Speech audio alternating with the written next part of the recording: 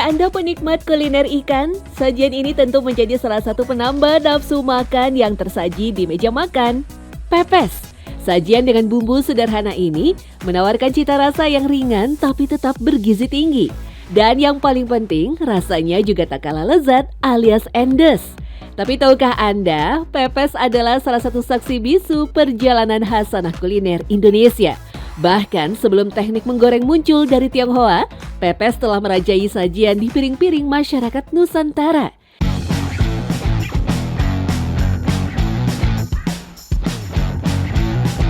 Lazimnya, pepes biasa kita jumpai dalam daftar menu rumah makan atau restoran Sunda. Tak lupa dalam acara makan bersama atau ngaliwet, pepes pun tak pernah absen. Biasanya di mana ada pepes, di situ ada juga lalapan dan sambal. Bagaikan sejoli yang tak terpisahkan, absennya salah satu menu ini bisa membuat jamuan makan berkurang kenikmatannya. Masyarakat Sunda menyebut pepes dengan nama pais. Tak dapat dipungkiri, masyarakat Sunda lebih banyak mengkonsumsi bahan-bahan berbasis nabati dan cenderung tidak mengkonsumsi produk hewani seperti sapi dan kambing.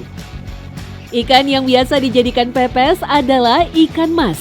Ini karena ikan mas dianggap memiliki cita rasa yang lebih gurih ketika dipadukan dengan aneka bumbu pepes. Dalam bungkusan pepes terdapat potongan daun kemangi dan rempah yang memperkaya rasa sajian ini.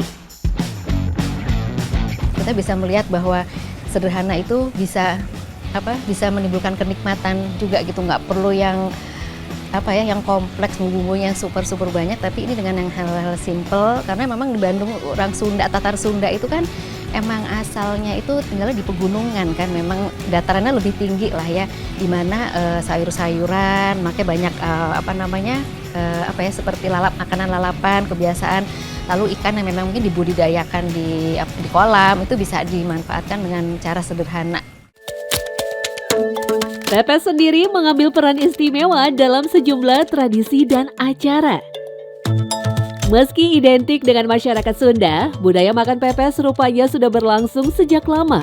Mengutip Profesor Muriati Garjito dalam kajian kuliner Jawa, sejak dahulu masyarakat yang tinggal di pesantren atau perkampungan Jawa membudidayakan ikan di kolam sekitar rumahnya. Antara lain ikan tambra, lele, wader, dan gurami. Ikan kerap diolah sebagai bahan pangan harian dengan cara dipepes, dibakar, atau digoreng tanpa bumbu. Dalam Kakawin Boma Kauya, karangan Pu Panuluh pada zaman Kerajaan Kediri, istilah pepes ditulis pes-pesan dan pepesan. Beberapa pemerhati kuliner berpendapat, pepes sendiri memang bukan nama jenis makanan tertentu, tetapi lebih menjurus pada proses pemasakannya. Dalam jurnal kuliner Pusat Kajian Makanan Tradisional UGM Yogyakarta, pepes adalah penyebutan untuk pes-pesan yang diterjemahkan sebagai lauk yang dibungkus daun dan dipanggang di atas bara. Dan proses pemasakan inilah yang dianggap metode memasak tertua di Nusantara.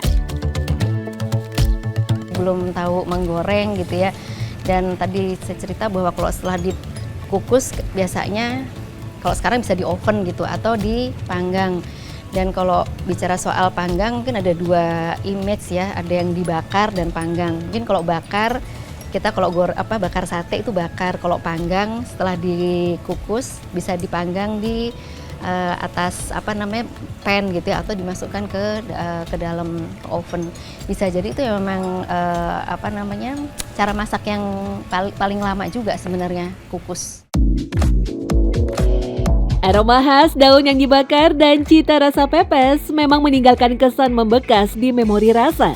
Mengutip jurnal Banana and Its Product Utilization tahun 2010, produk yang dibungkus daun memang punya aroma yang berbeda. Hal itu karena daun mengandung senyawa alami polifenol yang juga berfungsi sebagai antioksidan. Dalam daun pisang sendiri, kandungan asal galat menghasilkan katekin atau penghasil aroma.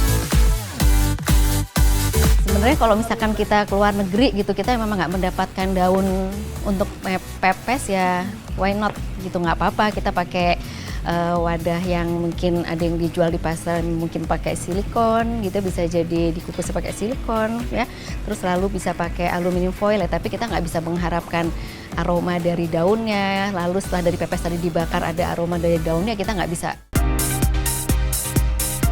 Kini, pepes tak hanya berbahan ikan semata. Hampir semua bahan makanan bisa dimasak menjadi pepes. Setiap jenis pepes memiliki kekhasan tersendiri yang membuatnya istimewa. Tak perlu ragu untuk menjadikan pepes sebagai hidangan favorit.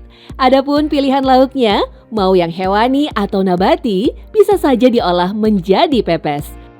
Termasuk pepes peda. Ya, ikan yang satu ini memang biasa dipakai dalam sajian pepes yang bahkan hanya membutuhkan proses yang sederhana.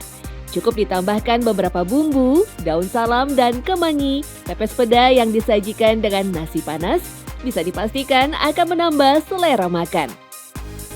Uniknya, meski terkadang kita melihat jenis peda merah dan putih, sebutan ini sebenarnya bukan merujuk pada nama ikan. Ya, peda sendiri adalah sebuah teknik pengasinan, namun tanpa perebusan.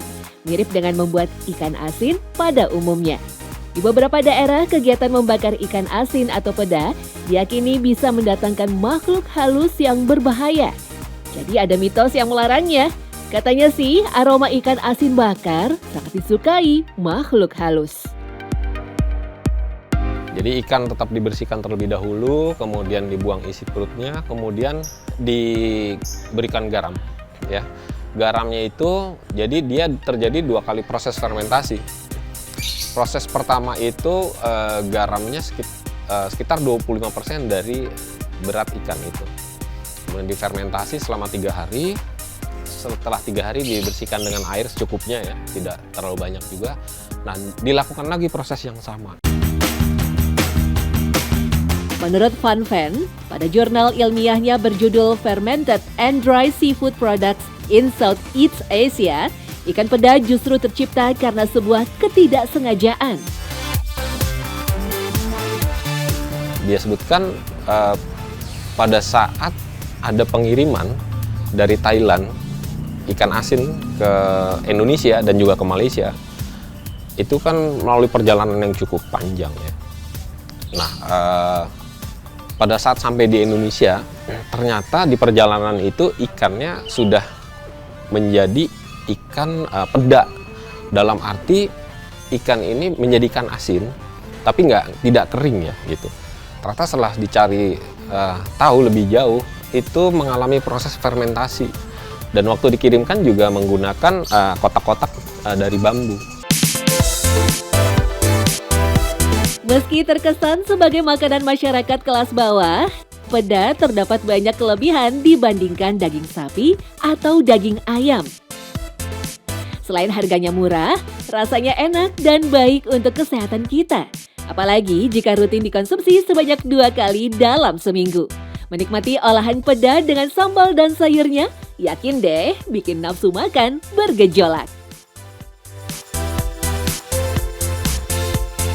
Nah, dalam sekitar 100 gram ikan itu sekitar kurang lebih ada 20 gram protein. Jadi serat-serat protein pada ikan jika dibandingkan pada ayam dan daging lainnya lebih pendek-pendek nih. Jadi penyerapannya lebih mudah di dalam tubuh. Ingat ya, hal yang perlu dicatat ialah jangan terlalu sering mengkonsumsi ikan yang sudah melalui proses penggaraman, terutama pada ikan peda yang kandungan garamnya sangat tinggi. Karena jika kita mengkonsumsinya melebihi asupan garam per hari di atas rata-rata, dikhawatirkan dapat menimbulkan gangguan penyakit yang berbahaya. Jadi, batasi ya.